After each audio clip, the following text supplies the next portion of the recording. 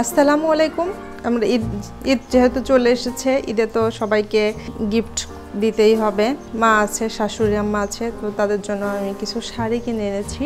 প্রথমে যে শাড়িটা আছে এটা হচ্ছে জামদানি সিল্ক শাড়ি। শাড়িটার দাম চেয়েছিল 2700 টাকা, তো আমি অ্যাট লাস্ট হচ্ছে অনেক দামাদামি করার পরে বললাম যে আমি যদি 1200 টাকা হয় লাস্ট নিতে পারবো। তো তারা দিতে রাজি হয়নি। আমি চলে আসছিলাম দোকান থেকে বের হয়ে, তখন তারা আমাকে ডেকে আবার বলল যে আপনি লাস্ট কত দিতে পারবেন বলেন। তো আমি বললাম 1200-র উপরে আর দিতে পারবো না, যদি হয় দেন। তখন বললো না, অনেক রিকোয়েস্ট করলো আর 100 টাকা বাড়িয়ে দেওয়ার জন্য। তো 1300 টাকায় আমি শাড়িটা নিতে পারছি। আরেকটা শাড়ি নিয়েছি হচ্ছে তাঁতের মধ্যে, এটাকে হচ্ছে তাঁত চেকের মধ্যে একটা শাড়ি, রাফ ইউজের জন্য। তো এই শাড়িটার প্রাইসও চেয়েছিল 950 টাকা। তো এটার প্রাইস আমি হচ্ছে 600 টাকা বলি, তো ওরা হচ্ছে দিতে রাজি হয় না। তো অ্যাট লাস্ট আমি 700 টাকায় শাড়িটা নিতে পারছি।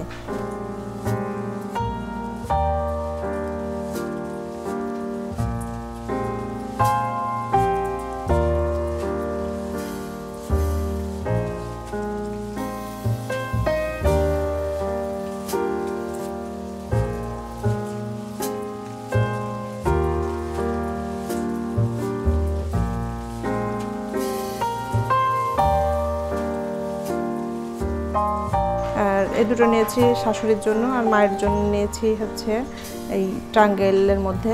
তো এই শাড়িটা নিয়েছি আমি অন্য আরেকটা দোকান থেকে। তো এটার প্রাইসও চেয়েছিল 1700 টাকা। তা আমি 600 টাকা দাম করি, কিন্তু কোনোভাবেই তারা শাড়িটা আমাকে দিল না। আমি 800 টাকায় শাড়িটা লাস্ট পর্যন্ত নিছি। তো এখন শাড়ি কেনার সেরকম অভিজ্ঞতা আমার নাই। ঈদ বা কোনো অকেশন আসলেই মা শাশুড়িদের জন্য শাড়ি কেনা হয়, আর নিজের জন্য ওরকম কেনা হয় না বললেই চলে, অকেশন ছাড়া। তো আমি শাড়িগুলো কিনে কি ঠকেছি নাকি সঠিক দামেই কিনতে পারছি, আপনারা একটু কমেন্টে আমাকে জানাবেন। তো চলুন দেখে আসা যাক শাড়ি কেনার ব্লগটি। তো আমরা আজকে যাব হচ্ছে 10 নম্বর গোল চত্বরে শাহ আলী প্লাজাতে। শাহ আলী প্লাজার 5ম তলায় হচ্ছে শাড়িজ কালেকশন। তো এখানের একটা দোকান।